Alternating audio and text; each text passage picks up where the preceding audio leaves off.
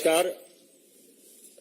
अपने बीच भारतीय जनता पार्टी की वरिष्ठ नेत्री केंद्रीय मंत्री श्रीमती स्मृति ईरानी जी संबोधित करेंगी।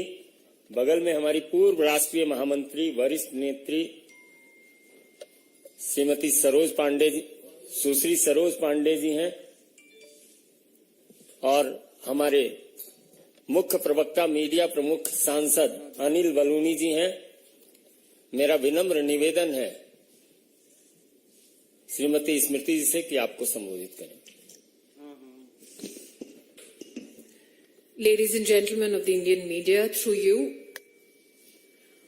I would like to bring to the notice of all our citizens that the Honorable Home Minister of India, Shri Amit Shah ji, today in Lok Sabha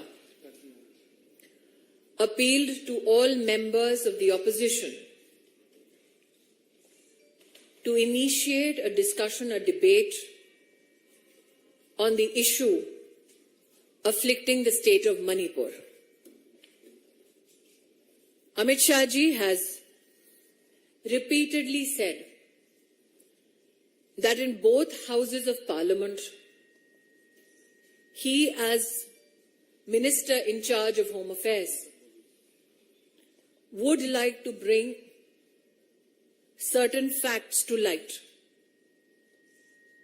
That the discussion is important from a perspective of national security, internal security,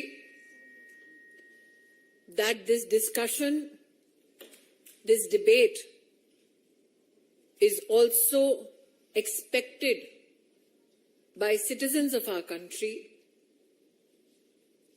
who elect us to Parliament so that issues of national importance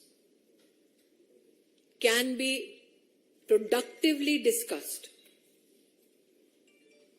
What is shocking is the insistence of the opposition parties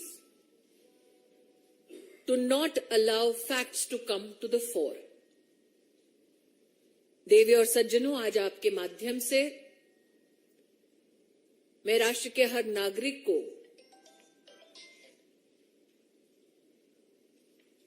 देश की संसद में आदरणीय गृह मंत्री अमित शाह जी के वक्तव्य से अवगत पुनः कराना चाहती हूं।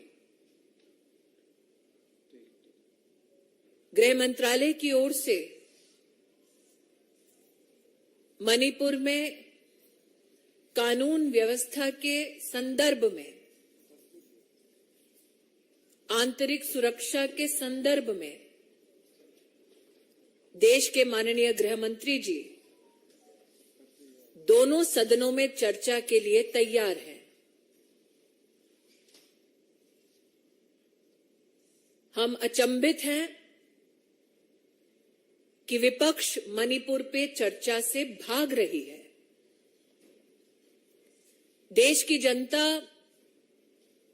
जनप्रतिनिधियों को संसद में चुनकर इस दायित्व के साथ लाती है कि गंभीर मुद्दों पर संवैधानिक और सुरक्षा और साथ ही साथ राष्ट्रीय मुद्दों पर हम संसद में चर्चा करें। भारतीय जनता पार्टी के कार्यकर्ता आज राष्ट्र को आश्वस्त करना चाहते हैं कि देश के गृह मंत्री दोनों सदनों में चर्चा के लिए तैयार हैं। प्रश्न ये उठता है कि विपक्ष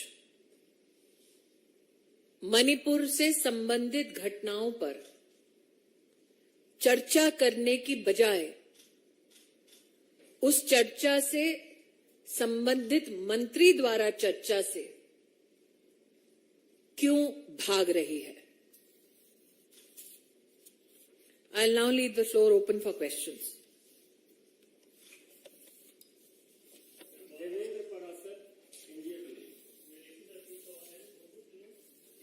हाँ जी,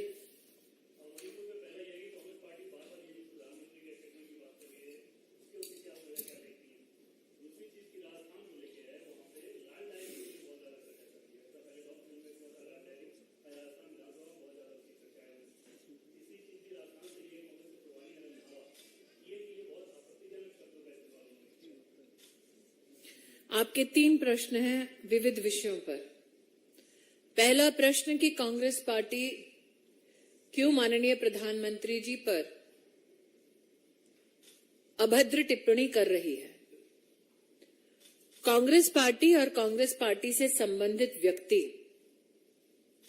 ये सोच रखते हैं कि जिस डायनेस्टी के छत्र छाया में वो अपना राजनीतिक जीवन जी रहे हैं,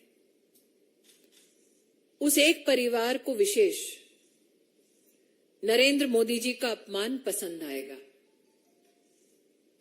इसलिए मैं अचंभित नहीं हूं कि कांग्रेस के एक ऐसे नेता ने आपत्तिजनक टिप्पणी सिर्फ प्रधानमंत्री जी पर नहीं, बल्कि उनकी माताजी जिनका स्वर्गवास हो चुका है,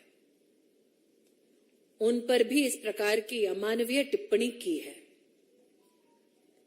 पहले भी मीडिया के माध्यम से हम कांग्रेस और कांग्रेस समर्थकों के मुख से नरेंद्र मोदी जी को मौत के घाट उतारने वाले वाक्य सुन चुके हैं।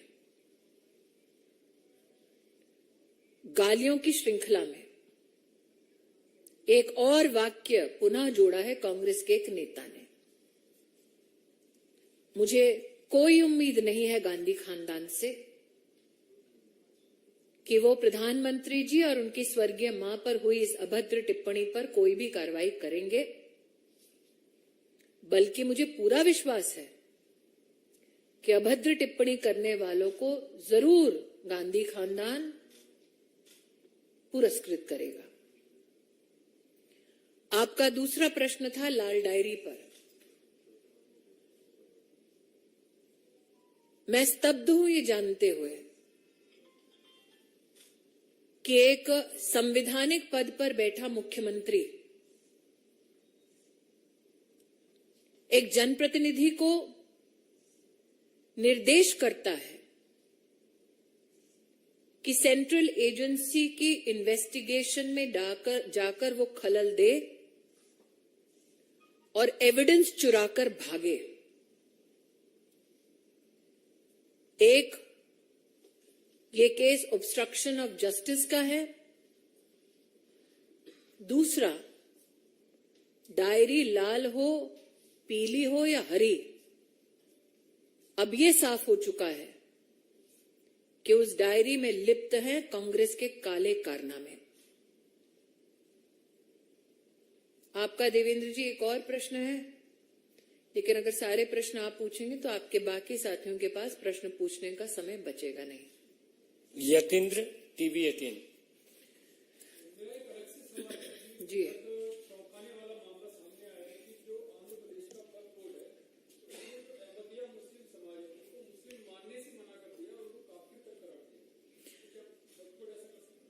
मंत्रालय में अहमदिया समुदाय से निवेदन प्राप्त हुआ कि उन्हें एक राज्य के वक्फ बोर्ड ने काफिर घोषित कर दिया है।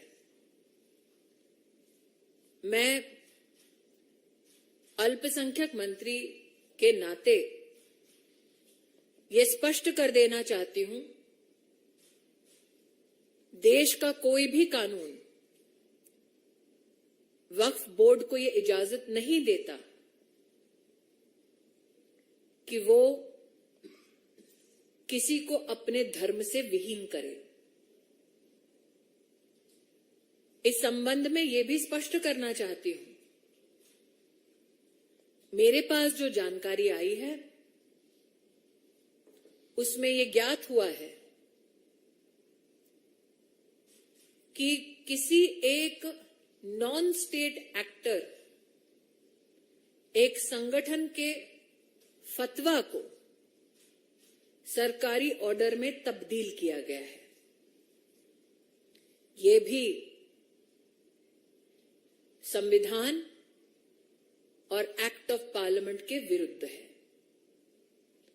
हमने प्रदेश की सरकार से गुजारिश की है कि वो संबंधित वक्फ बोर्ड के संदर्भ में कार्रवाई करके हमें सूचित करें।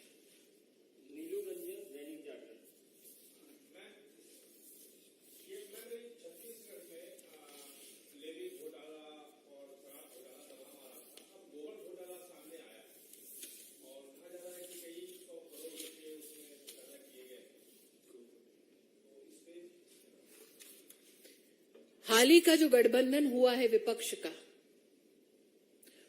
वो गठबंधन इतना अनोखा कि अब कोई चारा खाता है, कोई गोबर। तो ये तो छत्तीसगढ़ की सरकार को स्पष्ट करना होगा कि हमने सुना था पहले शराब में घोटाला करते हैं, अब गोबर में भी करने लगे।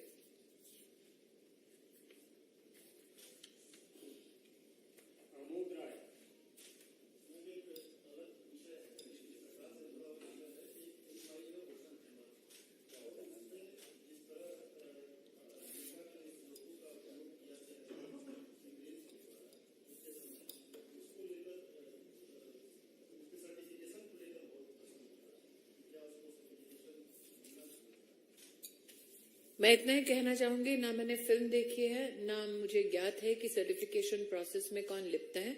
निश्चित रूप से सूचना और प्रसारण मंत्रालय इस पर न सिर्फ टिप्पणी कर सकता है बल्कि कार्रवाई भी।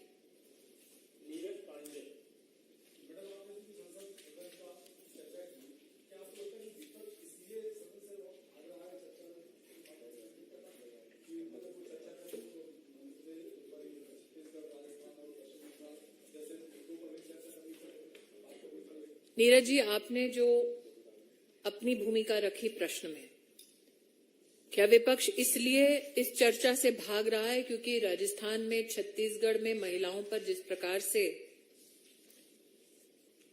आक्रमण हुआ, यातनाएं हुई, प्रताड़न हुआ,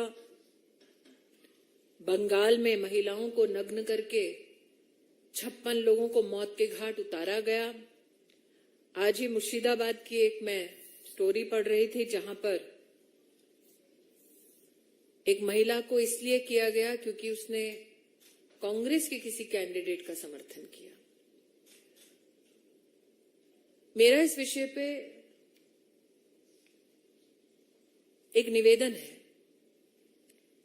हाल ही में मैंने छत्तीसगढ़ से संबंधित एक महिला को नग्न करने का वीडियो देखा और इंफॉर्मेशन टेक्नोलॉजी मंत्रालय को सूचित भी किया। यह सत्य है कि कांग्रेस पार्टी इस चर्चा से इसलिए भाग रही है क्योंकि उन्हें जवाबदेही सुनिश्चित करनी होगी कि उनके राज्य में जब महिला की प्रताड़ना होती है तब वो चुप्पी साध कर क्यों बैठते हैं। लेकिन आज मैं एक अपील करना चाहूंगी, stop using crime against women as instruments to settle political scores. मैंने आईटी मिनिस्ट्री से भी निवेदन किया कि छत्तीसगढ़ की इस महिला के वीडियो के संदर्भ में सोशल मीडिया प्लेटफॉर्म से त्वरित रूप से चर्चा हो, क्योंकि जब महिला का इस प्रकार का वीडियो बार बार वायरल किया जाता है तो उस महिला को आप रीविक्टिमाइज करते हैं। तो सोशल मीडिया प्लेटफॉर्म से छत्तीसगढ़ का ये वीडियो आया है। मैंने अपील की है आईटी मिनिस्ट्री से कि उसको तुरंत हटवाया जाए ताकि महिला का रिविक्टिमाइजेशन ना हो। क्यों कांग्रेस के एक कार्यकर्ता का समर्थन करने के लिए बंगाल की एक महिला को नग्न किया जाता है और कांग्रेस चुप बैठती है? ये तो स्पष्ट है नीरज जी, उनके लिए सत्ता इंसाफ से ज्यादा प्रिय है। शायद इससे भी कांग्रेस पार्टी भाग रही हो कि मणिपुर में जब इस प्रकार की आंतरिक सुरक्षा की चुनौतियां थी तब उनके पूर्व अध्यक्ष वहां जाकर आग को और क्यों भड़का रहे थे। मैं तो पुनः अपील करूंगी कि इस सेंसिटिव मुद्दे पर आज गृह मंत्री जी ने स्पष्ट कहा कि आइए सदन में चर्चा कीजिए। वो सदन में चर्चा के लिए तैयार है। मैं पुनः कहती हूं कि मैं स्तब्ध हूं कि मणिपुर की सच्चाई से विपक्ष क्यों भाग रही है। ऐसा क्या है जो विपक्ष नहीं चाहती देश जाने।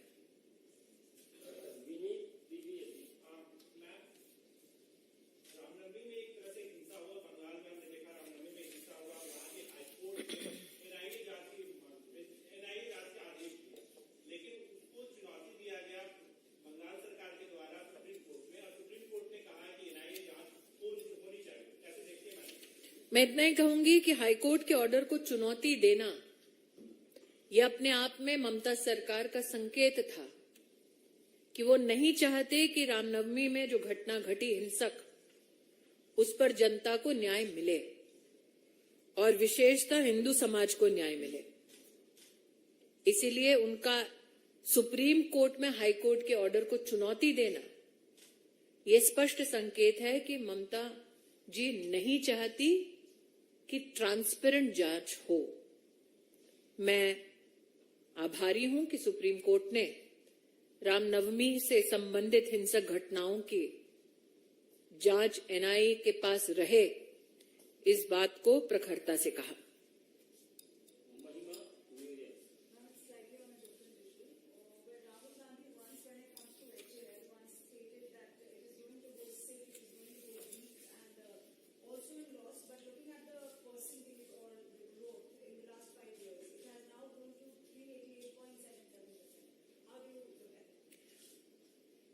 The Gandhi family has always had a morbid view of economic development ever since Prime Minister Modi took office.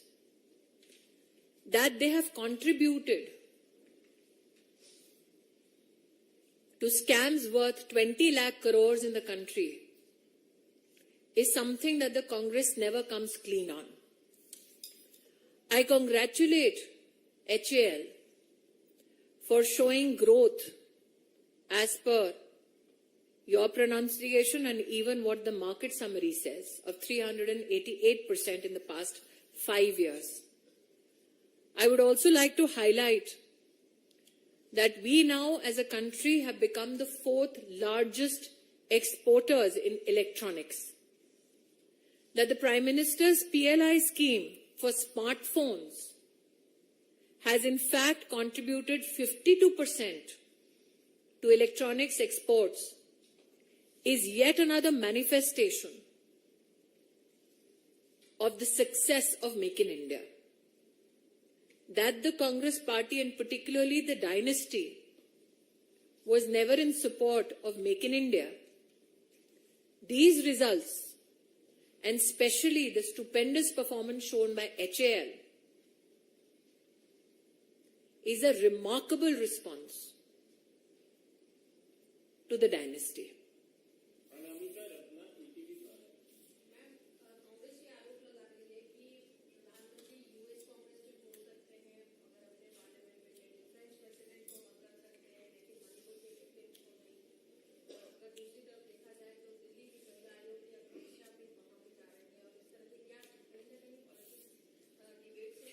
मैं दोबारा कह रही हूं, आज छत्तीसगढ़ की एक घटना वीडियो के माध्यम से पुनः वायरल की जा रही है। प्रधानमंत्री जी ने उस पर भी कोई टिप्पणी नहीं की है। 56 लोगों को मौत के घाट उतारा गया है। विपक्ष उस पर चर्चा नहीं चाहती। मुर्शिदाबाद में एक महिला को नग्न मात्र इसलिए किया गया क्योंकि वो कांग्रेस के कैंडिडेट का समर्थन कर रही थी। पंचायत के चुनाव में कांग्रेस पार्टी इस पर भी चर्चा नहीं चाहती। बिहार में एक महिला के साथ दुष्कर्म किया जाता है, कांग्रेस पार्टी इस पर भी चर्चा नहीं करना चाहती। कांग्रेस पार्टी अपने आप को सिलेक्टिव आउटरीच तक सीमित करना चाहती है। ये राजनीति उनकी पूरा राष्ट्र समझता है, लेकिन विषय मणिपुर का जहां तक है, ये आंतरिक सुरक्षा से संबंधित है, राष्ट्रीय सुरक्षा से संबंधित है। जब देश के गृह मंत्री जो इस मंत्रालय के अंतर्गत उस विषय पर संवैधानिक जिम्मेदारी रखते हैं, स्वयं सामने से कह रहे हैं आइए चर्चा कीजिए, तो मणिपुर की हिंसा का ऐसा वो कौन सा तथ्य है जो कांग्रेस पार्टी छुपाना चाहती है? बहुत बहुत धन्यवाद। Thank you.